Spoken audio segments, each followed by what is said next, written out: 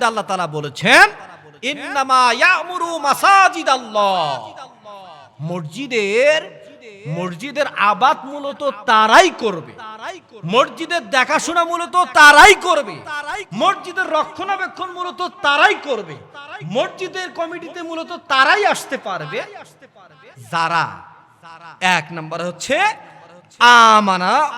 আমানা বিল্লাহ। আল্লাহু আকবার বলেন, জোরে বলেন আল্লাহু আকবার।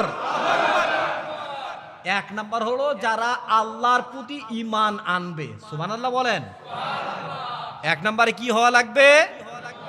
ঈমানদার হতে হবে। কি হতে হবে বলেন, কি হতে হবে? যে ইসলাম বিরোধী, যে রাসূল বিরোধী, যে কোরআন বিরোধী, এদেরকে মসজিদ কমিটিতে আনা জায়েজ নাই, হারাম হারাম হারাম। কথা বলেন ঠিক না ব্যাঠি? কথাটা কে বলেছেন?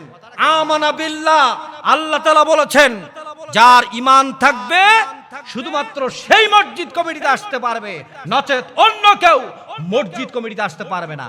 কথা বলেন ঠিক কি না? মনে হয় বোঝেন নাই, মনে হয়। ঈমানটা কি? ঈমান কি? যার ভেতরে তিনটা উপাদান পাওয়া যাবে। কয়টা উপাদান পাওয়া যাবে? তিনটা। এক নম্বরে মৌখিক স্বীকৃতি, কালেমা লা ইলাহা ইল্লাল্লাহু মুহাম্মাদুর রাসূলুল্লাহ সাল্লাল্লাহু আলাইহি ওয়াসাল্লাম। আপনি মৌখিক স্বীকৃতি দিলেন লা ইলাহা ইল্লাল্লাহ, আল্লাহ ছাড়া কোনো আইনদাতা নাই, আল্লাহ ছাড়া কোনো বিধানদাতা নাই, আল্লাহ ছাড়া কোনো পালনকর্তা নাই,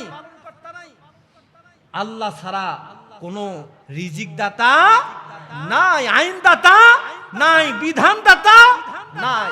আর মুহাম্মদ সাল্লাল্লাহু আলাইহি ওয়াসাল্লাম হচ্ছে আল্লাহ রাব্বুল আলামিনের প্রেরিত রাসূল বা বান্দা। এইটা যারা স্বীকার করলেন, মৌখিক স্বীকৃতি দিলেন, এটা ঈমানের এক নম্বর উপাদান। সুবহানাল্লাহ বলেন।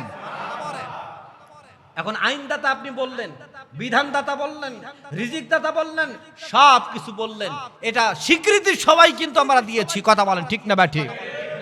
এমন কেউ নাই মুসলমান, প্রত্যেকটা মুসলমান কিন্তু কালেমা পড়েছে। কথা বলেন ঠিক না ব্যাঠি? কালেমা আমরা সবাই পড়েছি, মৌখিক স্বীকৃতি আমরা সবাই দিয়েছি, কিন্তু আসলে মৌখিক স্বীকৃতি দিলেই তো আপনি ঈমানদার নন। ঈমানের একটা উপাদান অর্জন হলো আপনার। এরপরে বলা হয়েছে যে অন্তরের বিশ্বাস, অন্তর দিয়ে বিশ্বাস স্থাপন করতে হবে যে আল্লাহ আইনদাতা, আল্লাহ রিজিকদাতা, আল্লাহ বিধানদাতা, আল্লাহ পালনকর্তা, সব কিছু আপনি মনে প্রাণে বিশ্বাস করলেন। দুইটা উপাদানও পালন করতে অসুবিধা নাই। আমরা কিন্তু এই দুইটা কম বেশি সবার ভেতরে এই দুইটা আছে, আছে না নাই? বলেন আছে না নাই? আজকের আলোচনায় কিন্তু অনেকের মন খারাপ হয়ে যেতে পারে, যার কারণে আওয়াজও একটু কম হবে আশা করা যায়। কি বলেন? কারণ এই আলোচনাটা তো খুব গুরুত্বপূর্ণ আলোচনা। এই আলোচনা করলে, এই আলোচনা যদি করা যায়, ইমামের ইমামতি কিন্তু চলে যায়। এই আলোচনায়, এই আলোচনা ইমামের ইমামতি চলে যায়। এই আলোচনাটায় ভালো করে বুঝেন। তাহলে অন্তরের বিশ্বাস। তিন নম্বরে হচ্ছে কাজের মাধ্যমে প্রকাশ। আপনি মনে প্রাণে বিশ্বাস করলেন আল্লাহ হচ্ছেন আইনদাতা, আল্লাহ হচ্ছে পালনকর্তা, আল্লাহ হচ্ছে রিজিকদাতা, সবকিছু করলেন, আল্লাহ আইনদাতা মানলেন, কিন্তু আপনি সেইটা কাজ করতে গিয়া মানব রচিত মতাদর্শের ভিত্তিতে আপনি আপনার জীবনটা পরিচালনা করছেন। আপনি কি ঈমানদার? বলেন, আপনি কি ঈমানদার?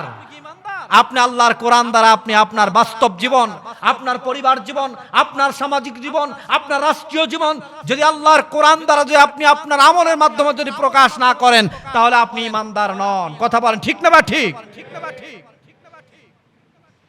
তাহলে এক নম্বরে এখানে আল্লাহ তাআলা বলেছে আমানা বিল্লাহ, মান আমানা বিল্লাহ, যে ব্যক্তি আল্লাহর প্রতি ঈমান আনবে, ওই ব্যক্তি মসজিদের আবাদ করার দায়িত্ব গ্রহণ করতে পারে। সুবহানাল্লাহ বলেন। তাহলে ঈমানদার হতে হবে এক নম্বর। কি হতে হবে? একটু আরো জোরে বলেন, কি হতে হবে? এখন দেখেন, এখানে যদি ঈমানদার না হয়ে, আপনি যদি ঈমানদার না হয়ে আপনি শুধুমাত্র মসজিদ কমিটিতে যদি আপনি অংশগ্রহণ করেন, তাহলে সেই ক্ষেত্রে কি হবে দেখেন। আল্লাহ তাআলা কুরআনুল কারীমের সূরা আরাফের 27 নম্বর আয়াতের ভিতর আল্লাহ তাআলা বলেছেন, ইন্না জাআলনা শায়াতিনা আউলিয়া লিল্লাযিনা লা ইউমিনুন। এখানে আল্লাহ তাআলা বলেছেন যারা ঈমান আনায়ন করে না, যারা ঈমানদার নয়, ঈমান আনায়ন করে না, শয়তানকে আমি তাদের অভিভাবক বানিয়ে দিয়েছি, শয়তানকে আমি তাদের বন্ধু বানিয়ে দিয়েছি। নাউজুবিল্লাহ বলবেন না? আচ্ছা, শয়তানের বন্ধু যারা, তারা বলেন তো জান্নাতি না জাহান্নামী? বলেন জান্নাতি না জাহান্নামী? আচ্ছা